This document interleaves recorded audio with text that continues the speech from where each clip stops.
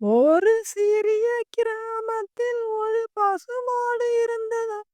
ம், அது அதிகமாக பால் கொடுத்தது.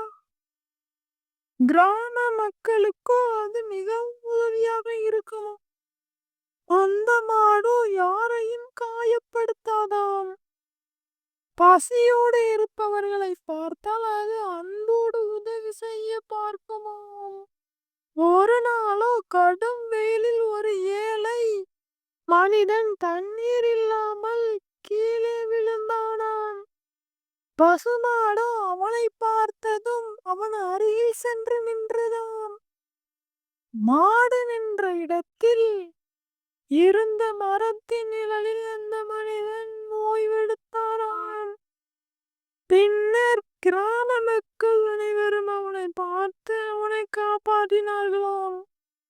அந்த மனிதன் நன்றியுடன், இந்த பசுமாடு இல்லை என்றால் என் உயிரே போயிருக்கும் என்று சொன்னானாம்.